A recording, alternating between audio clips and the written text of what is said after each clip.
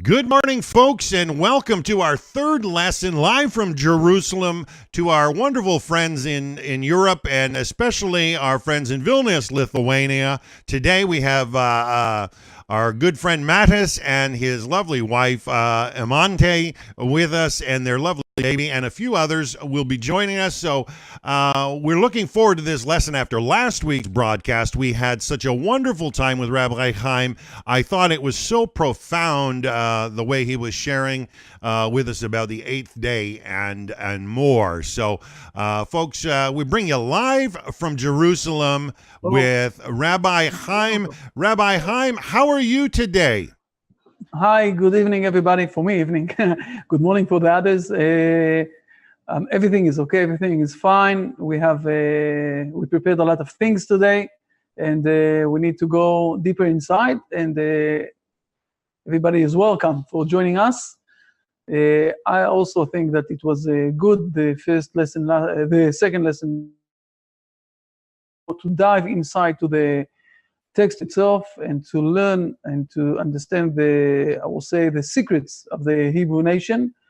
As you also said, Dan, you can read those texts and you can know those texts, but it's not the same like getting the secrets that are hidden all over the history by the Hebrew nation. And I hope that tonight we will manage to go inside one step even further and to see more things. Excellent. I know I was blessed and touched. So you're going to be talking tonight on the secret of Shabbat? Yes, exactly. We're going to move on much deeper to this seventh day and to understand it in much more profound way, and to understand also why this is such an important day for the Hebrew nation, and why we are celebrating or we are doing this holy day. And we're not doing it not on Friday, not on Sunday. I think that we will manage to understand everything. I hope that we will manage to finish everything. If you want, we'll continue on next week, but we can start. Well, I know I thoroughly enjoy it, and I find them life-changing lessons. And more than that, they actually bring peace to the soul. Yes, thank you for that. But it's not. I agree with you, but I think that we can go even one step further than that, and not only to bring peace to the soul, but also to bring peace to the world. Yes. But those lessons that we are teaching and very all the time we are learning how to act, not only what to think, and also what to think and how to act in our life.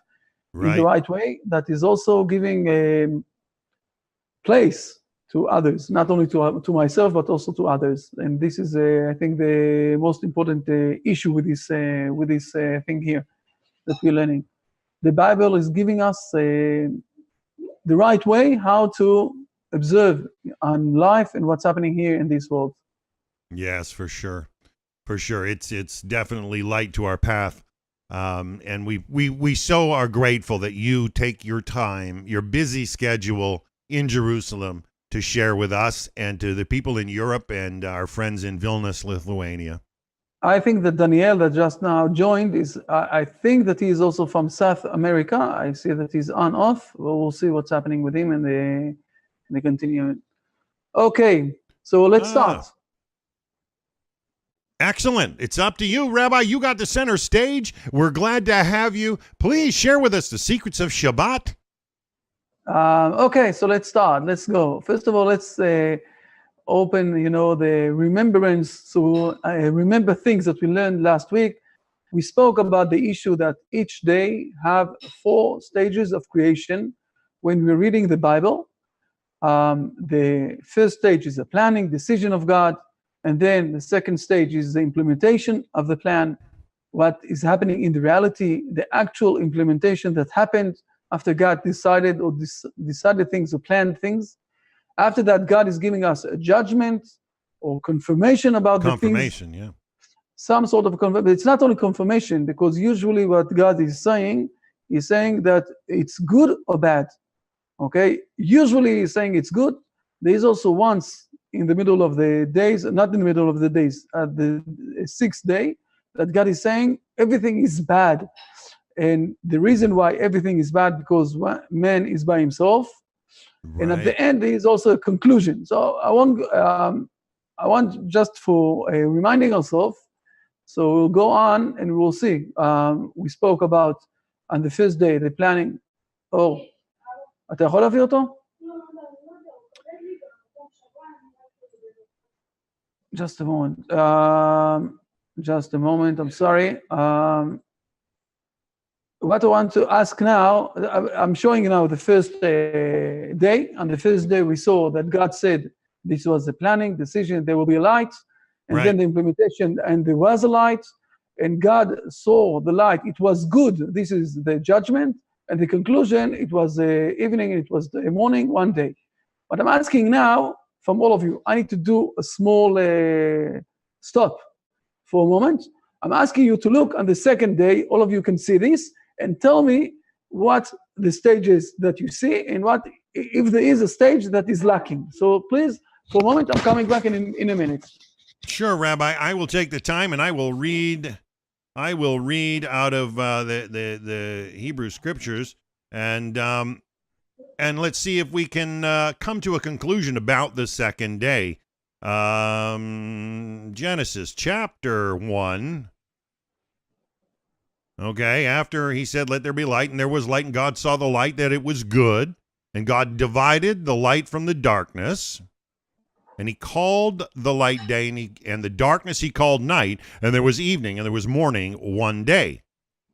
Now, I think this is where he's getting to, and God said, let there be a firmament in the midst of the waters, an expanse, I think, and let it divide the waters from the waters.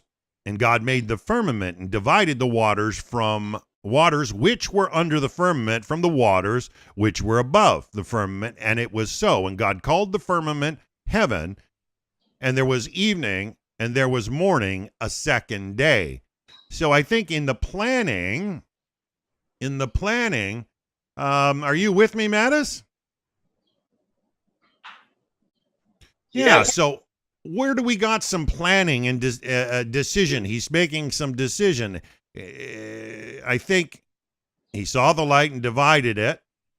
In verse 4, he called the light day, and he called the darkness night. Is there planning there? I think in verse 6 of Genesis 1, he said, let there be a firmament in the midst of the waters, and let it divide the waters from the waters. So I think there's some planning there. Now, in my understanding, this has to do with atmospheric expanse. So an atmosphere was forming around the planet during this stage, and it separated the waters from below and the water from above. And then there was an implementation in verse 7, and God made the firmament and divided the waters which were under the firmament from the waters which were above the firmament, and it was so. And I think that there's time in here during the actual implementation of the plan. There's a reality. This is the expanding atmospheres that we have today in our world. And then I think the judgment of point 3, he says it comes from verse 8, and God called the firmament heaven, that which we look up to. He called the firmament heaven, and there was evening and there was morning a second day. So what's the conclusion? There was evening and there was morning a second day. I've always looked at these, especially in the last decade. I'm a very scientific bent person, but I cannot wrap my mind around how accurate the scriptures are, aside from all the spiritual aspects of scripture, how factual they are in historic scientific validation today. We had in Genesis 1:1, God said, let there be light. I believe the latest evidence is starting to show a soft collision of the earth and the moon, okay? Because it says in Genesis 1:1, in the beginning God created the heaven and the earth. So you have that earth already in existence in chapter 1, verse 1. But then you have the forming of what was stamped. And then once that was stamped, you have an oxygen, or you have a separation of the waters from the waters below. What you have is an atmospheric development on the planet. And I find that this is tangible and epistemic. I hope that makes some sense, but I think that's what we see when we see the planning, the implementation of the plan, and then the judgment or confirmation, and the conclusion. Rabbi, you're back. Yes, I'm back. So if you can summarize for me for a moment, what exactly the stages that you saw? What are the stages that you saw? Sorry, yes. Did you want to share, Mattis? If you're asking me, yes, say please, yes. I think that judgment here is missing, because implementation is that there was water, so expansion, the water was above the expanse, and it was so it is implementation. And God called it heaven. If to say that it's that he named it heaven, it's a judgment or confirmation, then yes, but God called it heaven, and it was evening and it was morning, second day, and it is conclusion. So I think judgment is missing. Very nice. What do you say, Dan? You agree with him? Well, I mean, the sheer fact that he called the firmament heaven, there's a judgment there, or in a sense that it gives us a direction to look upwards and ponder more. So I think the sheer fact that he called it heaven, and then there was evening and morning, that's the conclusion. Definitively, there was evening and there was morning the second day. But I believe the sheer fact that he called it heaven, and a lot of people today, especially those of other faiths, a lot of their belief system is based on just human idea, human notion, not what Hashem, Almighty God, has said. So the heaven being above them. I understand. So you're saying that calling this heaven is some sort of a judgment.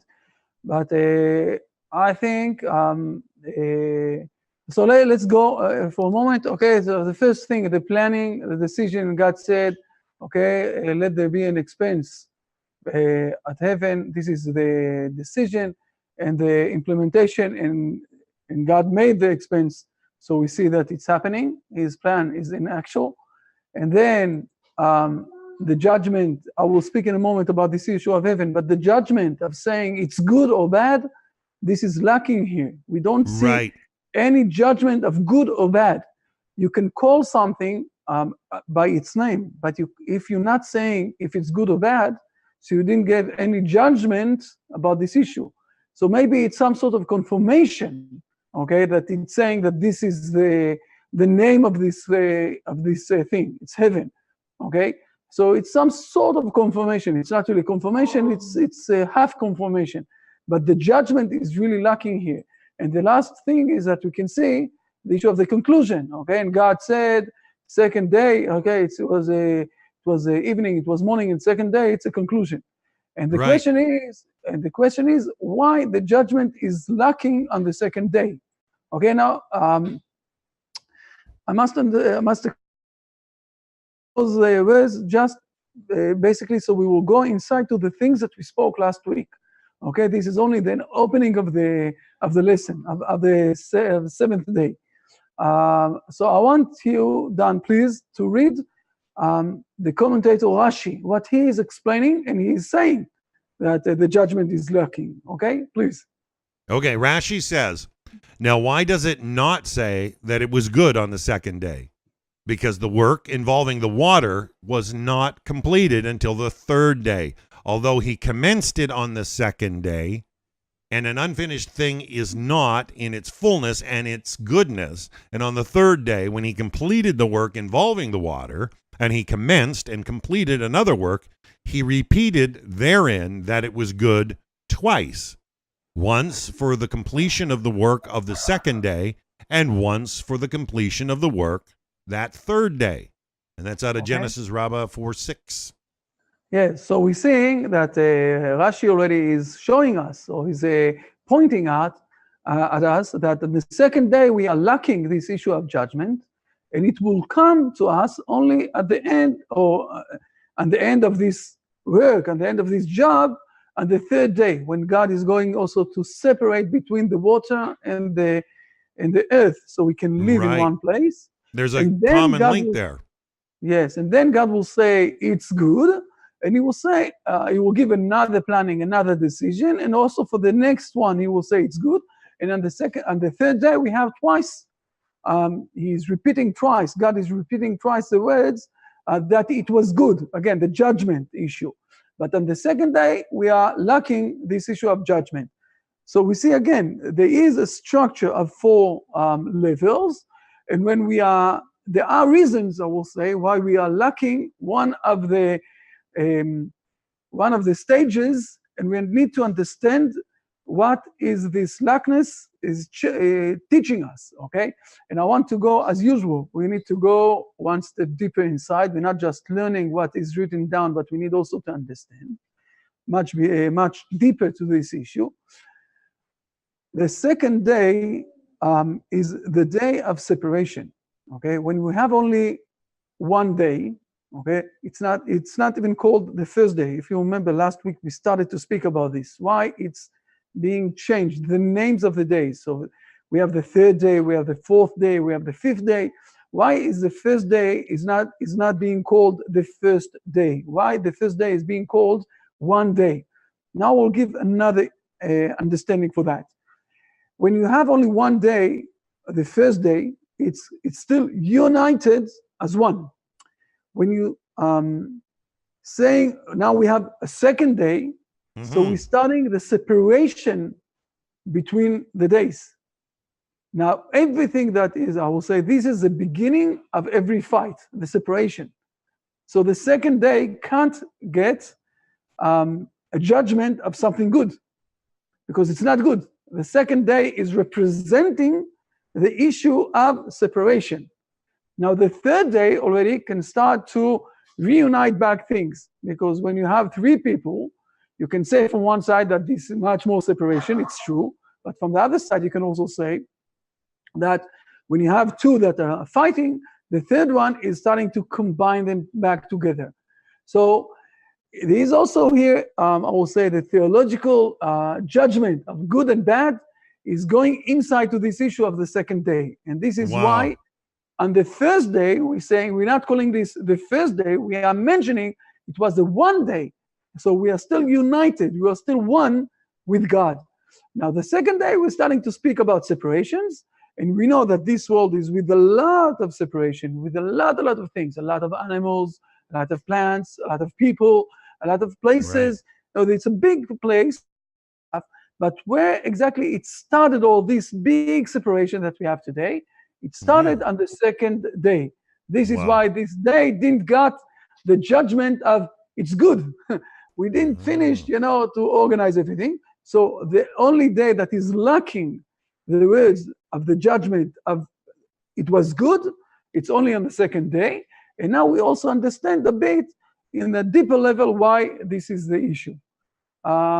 So here we are, I will say the first few words. So we went inside to this issue and we see what's happening. Let's go on. Anybody have any question? If anybody have a question, we can, this is the time of questions. If not, we can continue on. Can I ask?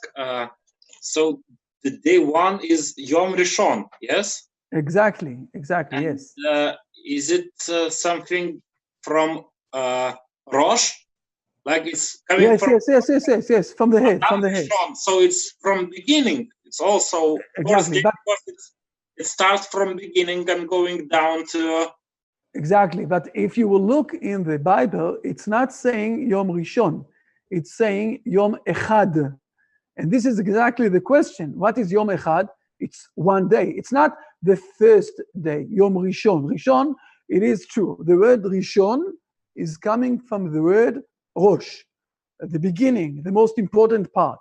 But when you look in the Bible, on the first day, it's not saying first day. It's saying one day. It's saying Yom Echad. It's not saying Yom Rishon. Why? Because it's trying to emphasize that in the first day, we still are united with God. Only when we're going to the second day, we're starting to do separation. And this is also one of the hidden reasons why God is not saying that it's good. It's a good day. He can't put the judgment of good on something that is with the separation. Wow, that's amazing stuff. So this they had, it's like Yehud, it's like Yehudi, also united. So it's Exactly. united, and their separation starts. So that's why it is called first day, not first, but whole day, where God and creation were still in one part, where there was no separation. Exactly. You're saying exact things. And this is also one of the things that we saw, and we're learning again. So we have the structure of this chapter number 1, and we're starting to see all sorts of hidden issues inside this structure. Just a moment. Let me check something here. I'm sorry again. That's okay. Mattis, that's a very good point. I'm glad you shared the difference between Yom Rishon and Yom Echad. And I think for a lot of us that do not come from Hebrew traditions or Hebrew roots, knowing these things allows us to begin to look at it clearer. That's exciting. Okay. Yes, I'm sorry again. I'm sorry for this. No need to apologize, Rabbi. We are honored and blessed that you take the time out of your busy schedule. Everything is okay. So now let's jump inside to this issue of the Shabbat, of the issue of the 7th day, okay? Okay. And we already saw last week. Dan, if you can read this, please. Again, the issue in the English. All right. Each day we have 4 stages of creation. We've already mentioned the planning, decision, implementation of the plan. In reality, the actual implementation. 3, judgment, confirmation, and conclusion. Now it says, now the heavens and the earth were completed, and all their host. And God completed on the 7th day his work that he did, and he abstained on the 7th day from all his work that he did. And God blessed the 7th day, and he hallowed it. For thereon he has abstained from all his work that God created to do.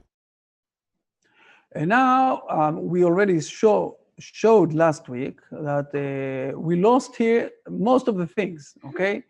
And we are going to go inside to this issue, but the most, I will say, shown understanding, I will say, that we can have from those sentences where we don't have the conclusion, we must admit that apparently we are still on the 7th day of creation, because God never closed this day. He never said, and it was a night, evening and morning, day, and for 7th day came, and now we can continue on to the 8th day. And this is what we said last week. And now we also understand, we came back to this issue, and we have 3 main questions that we need to ask ourselves about this 7th day. The first question that we have is, what is the mission of the 7th day? We mentioned it a bit, but we need to learn it a bit deeper inside. And the second question is, who is supposed to do this mission? Who is supposed to do this mission? Okay, there is a mission. Who is supposed to do this mission? God, somebody else? Who's supposed to do that? Those are, by the way, those 2 words, to do, are the last words of the 7th day. Okay, here it is. You can see in the last words of the 7th day, we have the words. We have the words to do. Okay, and the question is and the second question is, who is supposed to do? Who have the responsibility of doing this mission?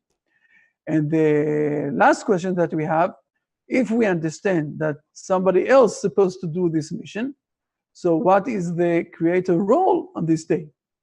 Okay, those are the 3 questions that we need to ask ourselves in this issue. And I want to start, not like, this is, I will say, the logic questions that we have. But I want to start with the 3rd answer at the beginning, okay? Let's start with what is the creator role on this day? And it's very easy to start with this issue, because when we are looking inside this 7th day, we see that it's mentioning 3 times, not once, not twice, 3 times, that the role of God in this 7th day is that he is not working. He is not doing anything. Okay, God completed. Okay, and the seventh day, the work that he has did, and he abstained on the seventh day from all of the work he did. Okay, therefore he abstained. Second time that you're saying this, abstain. Okay, from all work that God created. So we are emphasizing that God is stopping. God is not doing anything in this day. He is resting. Okay, but it's not saying that he is resting. By the way, it's a very big difference between the word to rest and the word to abstain. To abstain is not resting. Okay, resting is sitting down, lying back like that and saying, okay, I'm not doing anything. To abstain is, I will say, standing from the side and looking what's happening. And if there is, some sort of necessary, I'm going to join to do something, and then going back again and to abstain from the side.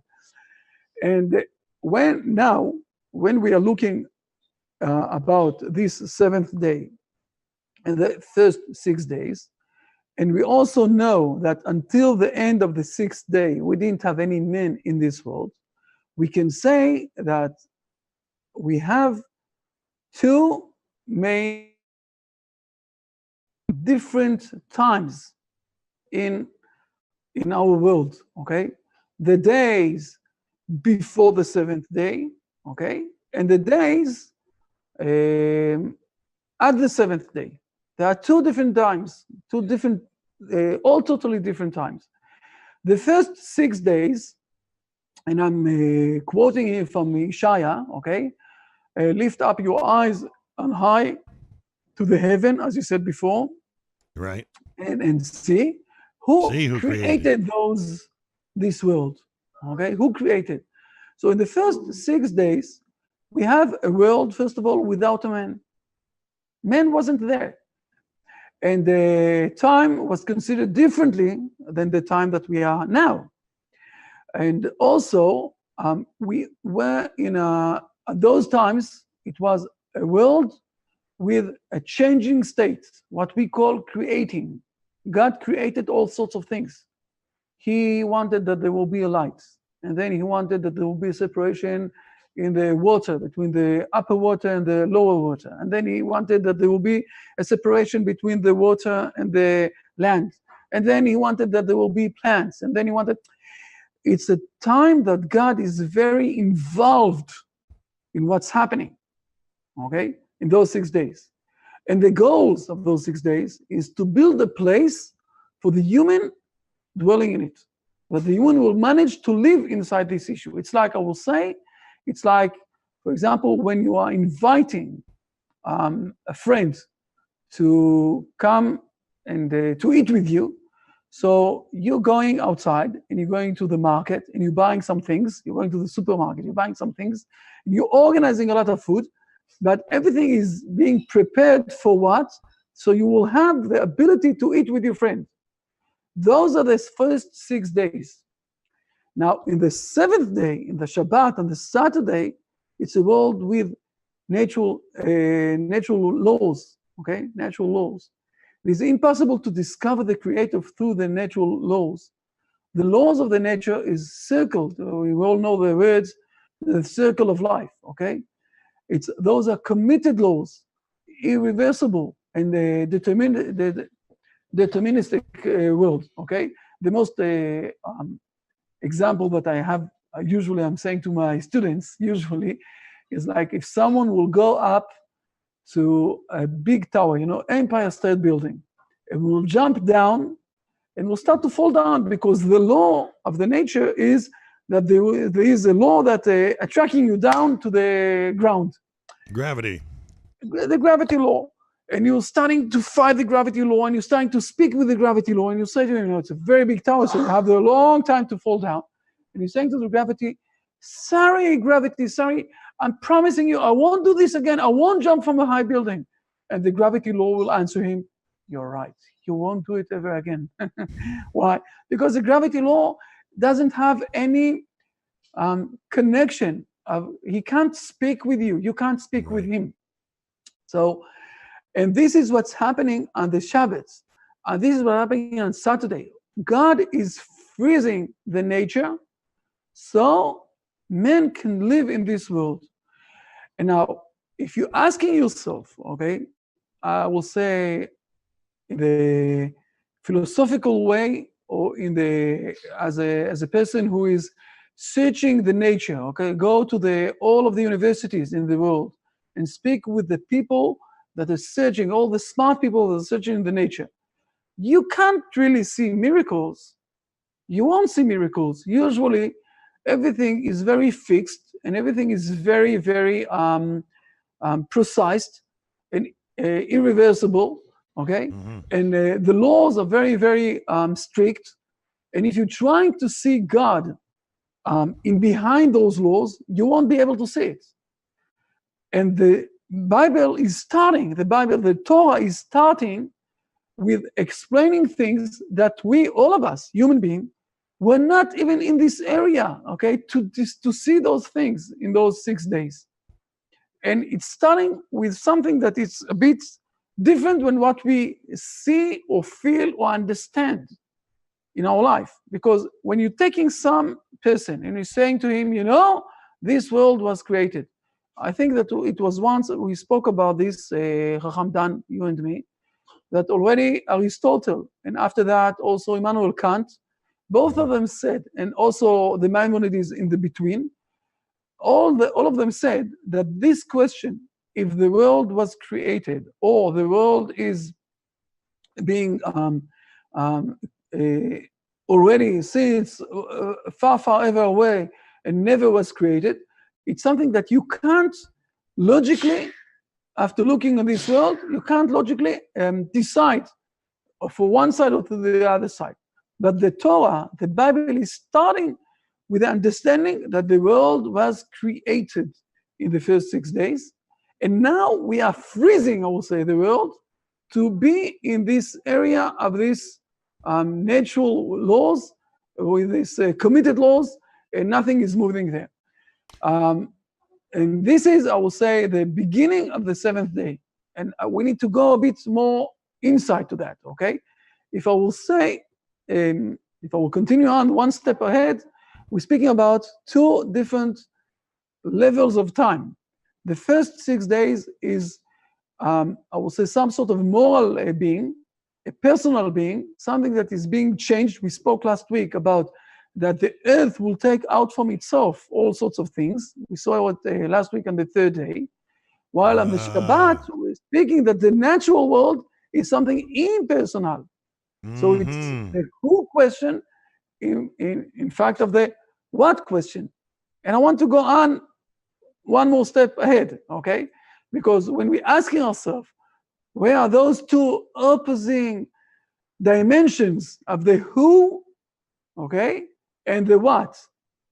Where are they hiding together? Do you know where they're hiding together? Where do we see those 2 opposite issues of the creation time and of the Shabbat time, of the law time, of the nature time hiding together? We see this in every human being in this world. In this world, yes. Every human being in this world, and only us, only the human being, okay?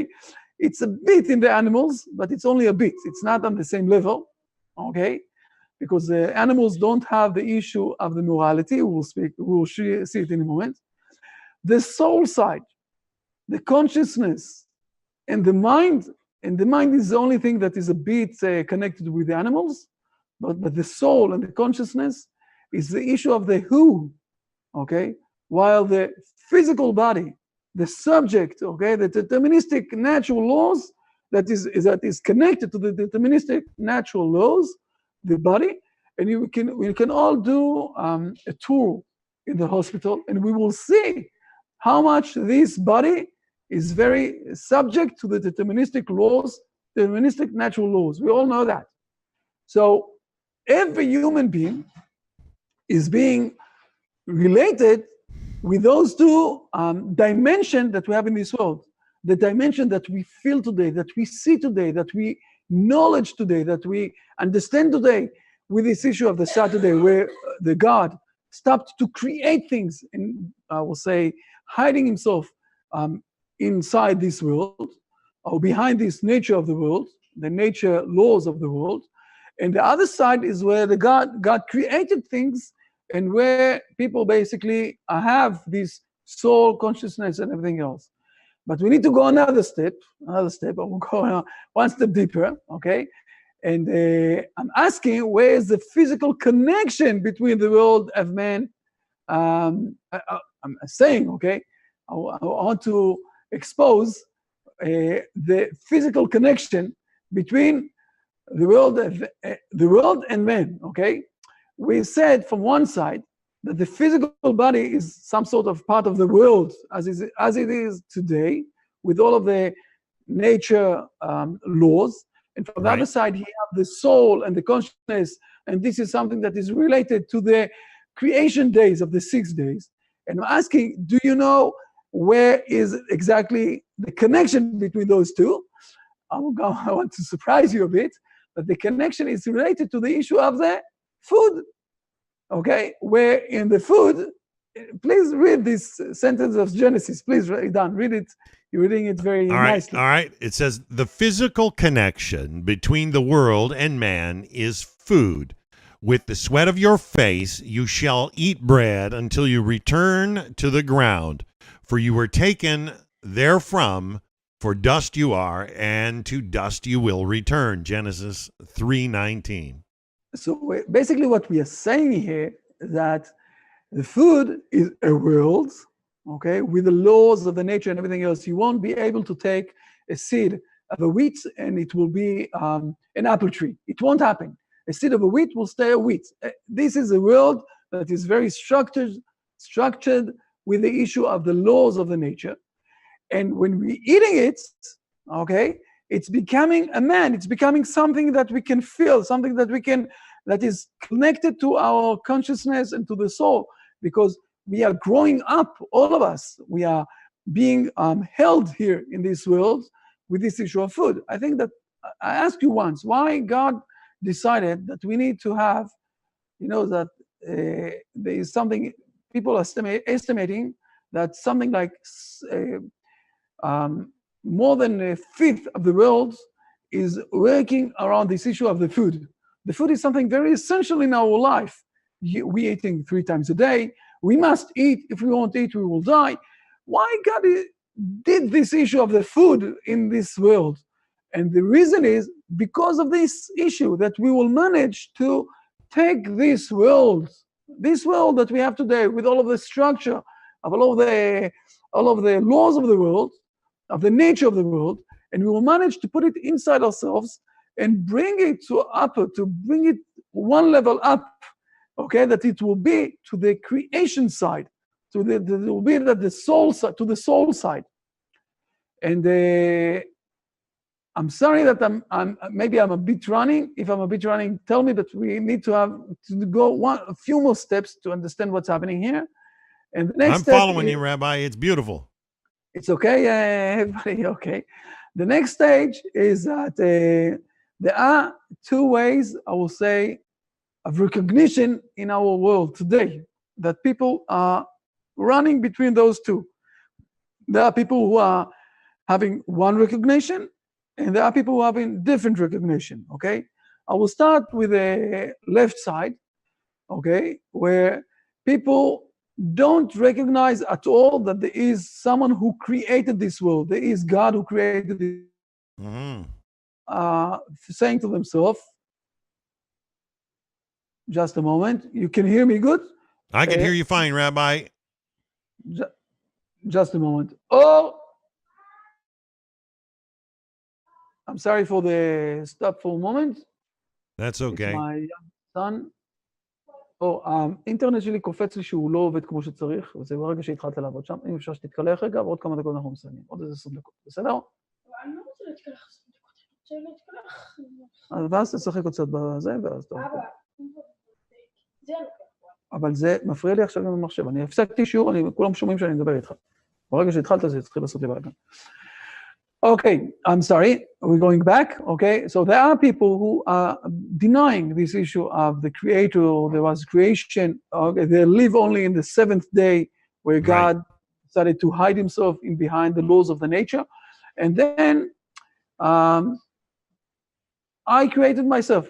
They're not saying it like that, okay? They're saying that man created himself accidentally from the monkey, okay? Naturally, yeah. It's something very natural. The natural of the world is also created man, and everything around me is only a reflection and expansion of myself. This is one way of looking at life. The other one is to understand the recognition of myself as created. I was created. And as one who received his being as a gift from something greater than himself, in order to fulfill a moral role in natural world. Okay? Those are two different ways of looking on this world and what's happening here in this world.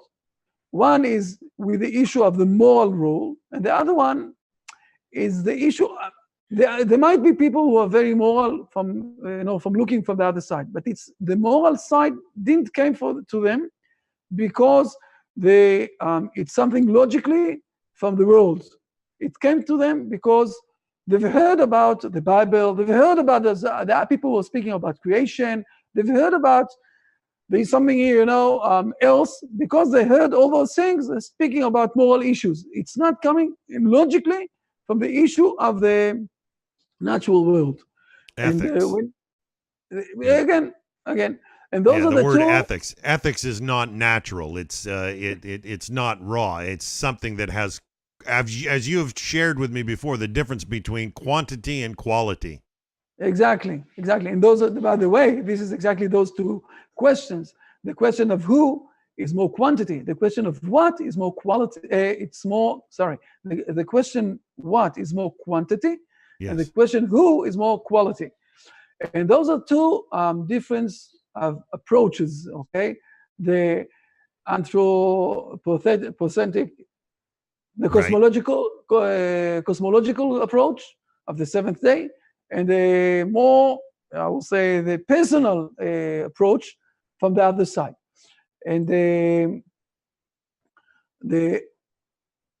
I will say what's happening or what's going down from these approaches, this is a very, very big difference between a despair, okay, and meaningless life. Because if everything here is accidentally, who said that I'm more important or he is more important? And it's very nothing here is going towards anything else. Who knows what will be another 2 million years or something like that. Right. Or the other side, with the personal side, where we know that someone created this world, God created this world, so we also can have a personal connection with the Creator. Wow. And this is two different ways. Now, the Bible starts not from the seventh day. The Bible is starting from the first day. The Bible is starting from the creation. Now, the Bible knows, God knows when he's starting to speak with us. There were no men here, and we can't see it today. And the experience that we have with this issue is something that it's different. The experience that we have in this world is different than what he's saying to us. And each one and one of this person in this world, and these people in this world, needs to have his own way of learning and growing up to come to the conclusion and to understanding of how much, I would say, the personal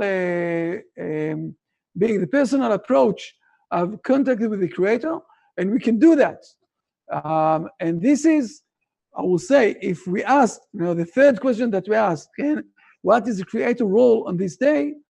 So his role is to hide behind the nature world that we have. And it's very interesting to see in Hebrew, you're all also familiar a bit with the Hebrew, that the word olam, the word world, olam, in Hebrew is also mentioning, or it's very similar to the word he'elem. The he'elem is the word hide. So when God decided to create this olam, to create this world, or to do those nature laws of the world, he basically hided himself. He went inside or behind the scenes. So in this area, I will say, men have the possibility of doing things, okay, and without God interfering in him. The most easiest parallel that I can give is when you have a sun, you won't see any stars. You need that the sun will be high, okay? And there will be Right. darkness in the area, so there will be a lot of stars. Each one and one of us, the human being, a star, a small star, that have this wheel or from God. And God's supposed to hide himself. God, the sun, the big sun, supposed to hide himself. So each one and one of us will manage to do something here in this world. So the most important thing is we gave an answer for the third question that we have. The creator role in this day is to abstain, to sit down in behind the curtains, not Wow. that we won't be able to see him. So we will be able to do a lot of things here. We will speak about question 1 and question 2. We'll be able to do things here, and he won't interfere us unless there is a crisis. And if you will think about this inside and deep, you will see that every time that there were miracles, it was a disaster to the world. Okay, for example, the 10 miracles that God did on the Egyptians, it was punishment for the Egyptians. They were vanished. Or the miracle that God did to Sodom and Gomorrah, Sodomite, it was punishment for them. Or the miracles that God did in the flood, it was a big punishment for the world.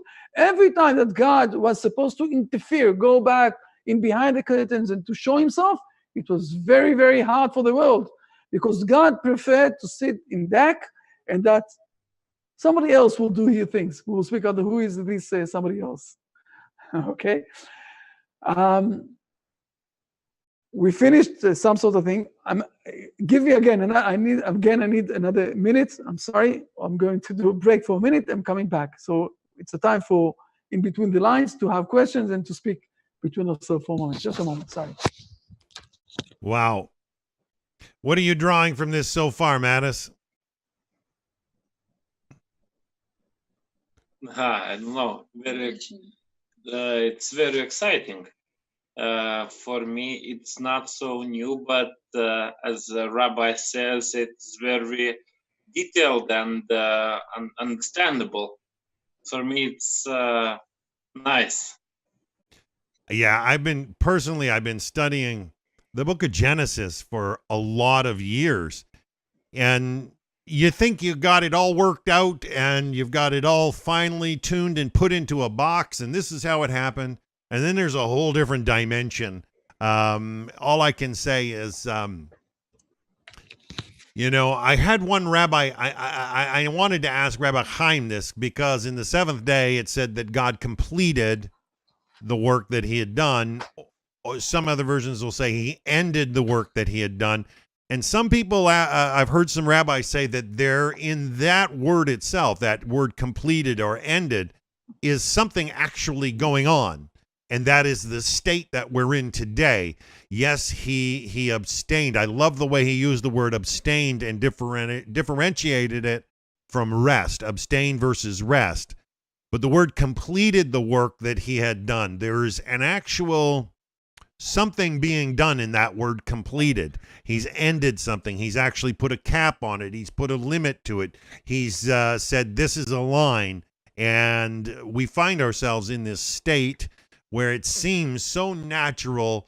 And I like how he differed the difference between the cosmological and else. And how, we have a purpose, and that purpose is connected to bring out something. As we heard him share last week, it's almost like God created the heavens and the earth, and then out of the heavens the earth came, and then out of the earth the expanse came, the firmament, and then out of that also came the dry land, and then out of the dry land came the grass, and then out of the grass, which he talked about today being food, you had abundance of living creatures, and then after that you had man, and there's something that has to come out of man. And I think the whole Hebrew nation is sharing something that we need to have this connection that's beyond just the natural train of thinking. And here in the West, I don't know. We're very, very scientific oriented in that regard, and we need this sort of understanding to pool it all together. Okay, so I agree with you, and it's true. Let's say because of the time, I hope that from now on I won't need to because of the time, I prefer to continue on unless you have any question about the things that we spoke about. I have heard you'll summarize, and I'm pleased. I managed to explain myself well enough. It's okay. We can continue on. Of course, Rabbi, you are the teacher. Okay, so let's go on. We had also other two questions. And the next question I want to deal with is, what is the mission of the seventh day? What is the mission of the seventh day? Okay, what exactly? So we already spoke about the difference between abstain and the word of the rest. And we have two main missions in this seventh day, and we need to understand them correctly, not in the way of the Christian world in the last 2,000 years, but in the way that the Hebrew nation preserved it along the days.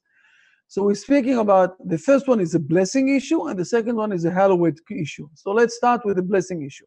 The blessing issue, and I'm saying here, it's the mission of the seventh day, okay? It's a mission is possible. It's not mission impossible, it's mission is possible, okay? The blessing. So let's understand a bit the issue of the blessing. What exactly is the blessing issue? The blessing issue is mentioned a bit earlier, okay? A few verses before that. Please read this verse. And God blessed them, and God said to them, be fruitful and multiply, and fill the earth and subdue it, and rule over the fish of the sea, and over the fowl of the sky, and over all the beasts that tread upon the earth. Genesis 1:28. And this is what he is saying, or he's blessing men and Eva. Okay, after that we'll know that it's also Eva. Two things here.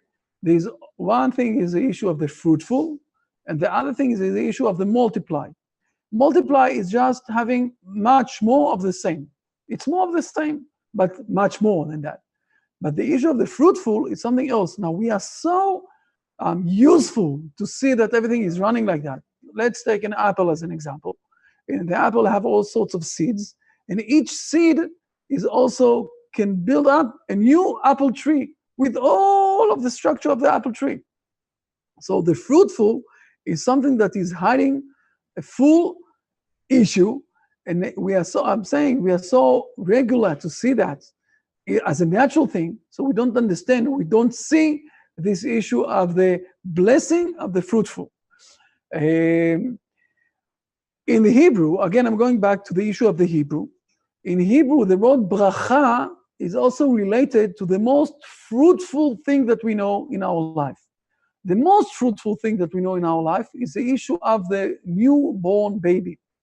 Mm-hmm. It's something that also the nature today, I'm speaking about now the nature side. Let's go to the science, let's go to the doctors, to the professors, to all of the people who are doing all sorts of, I will say, helping people to have babies.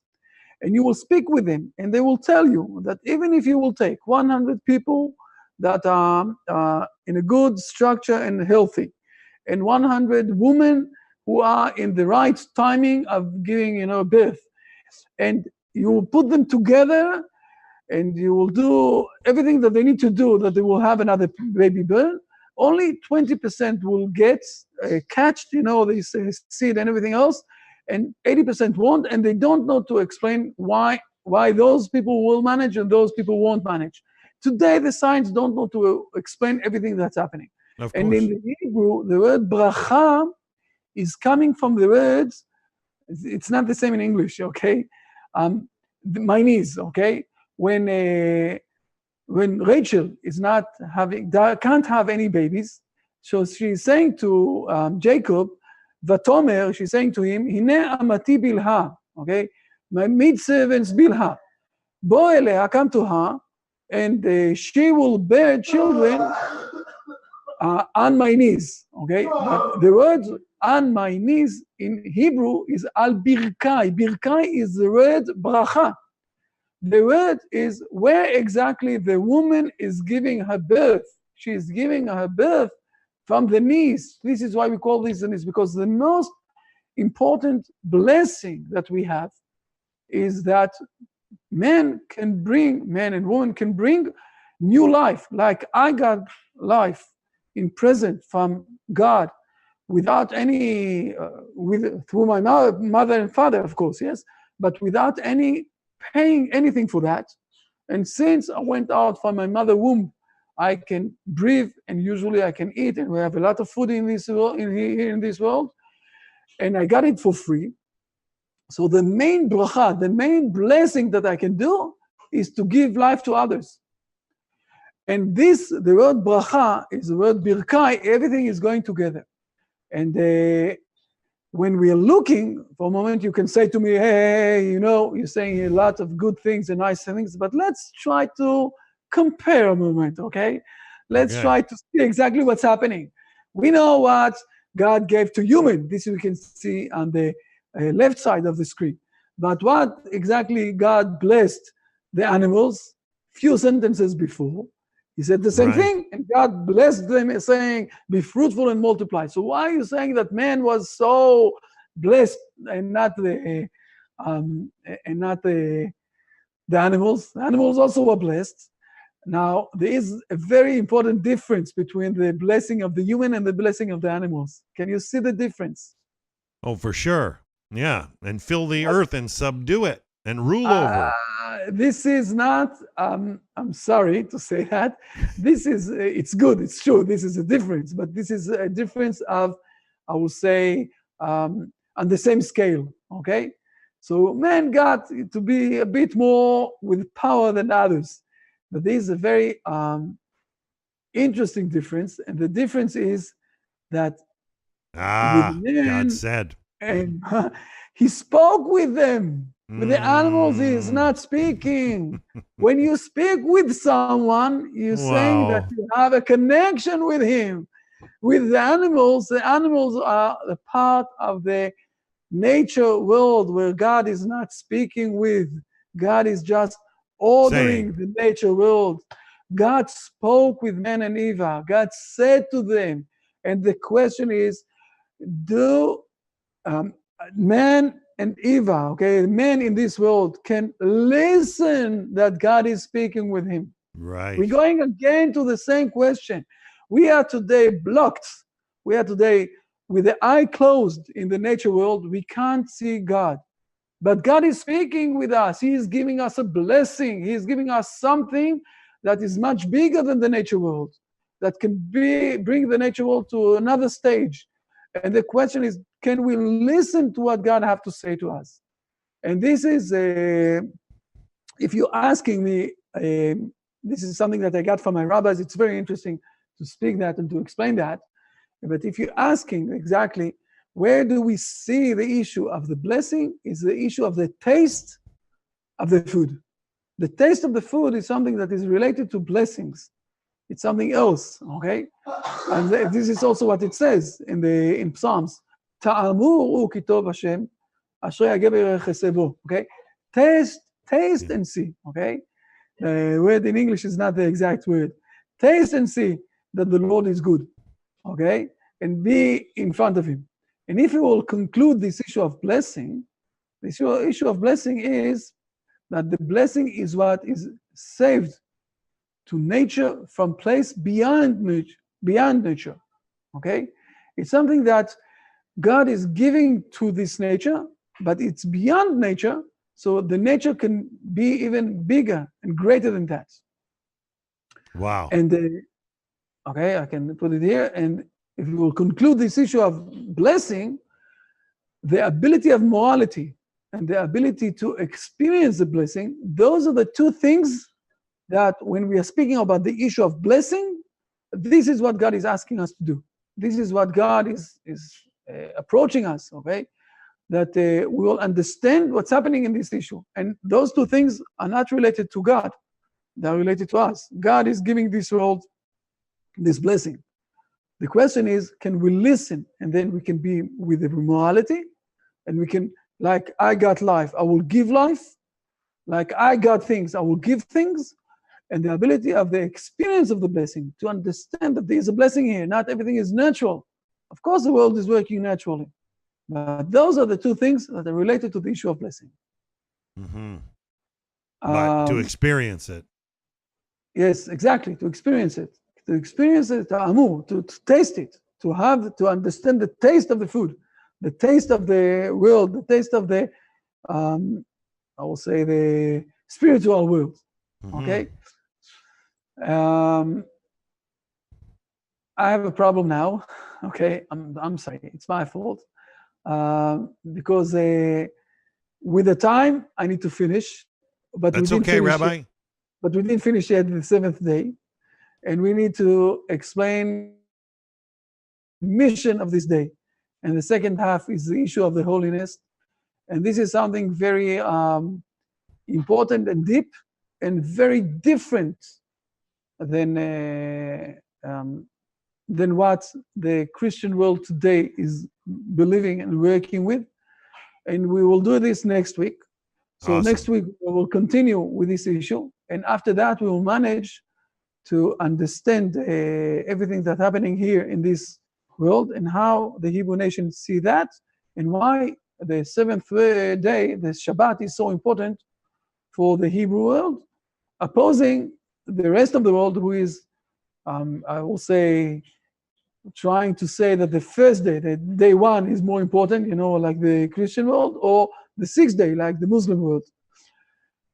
So my apologies that this week. No need to apologize, Rabbi. I think you've ended on a perfect note. We've learned so much there. There's so much for us to review and so much for us to digest, to understand the blessing and be a part of it. And I think you've left this perfect so that we can come back next week and understand what is understood from the Hebrew nation, what is hallowed, what is sacred. And I think you're right on the cusp of teaching us something profound. And I want to thank you for sharing with us today's lesson. I know you got to go.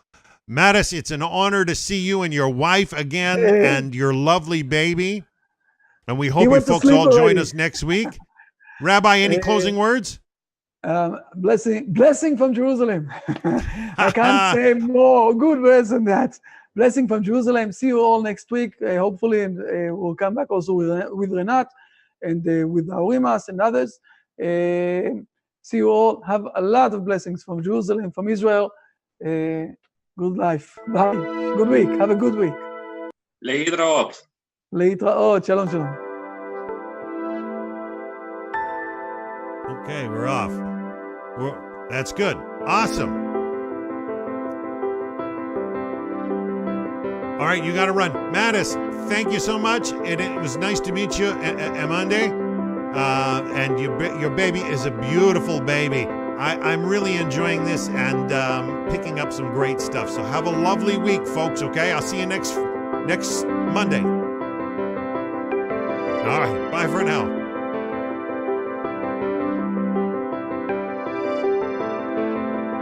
Yes. Hey, Matt. Hey, Manti. Hey, Manti. Forgive me.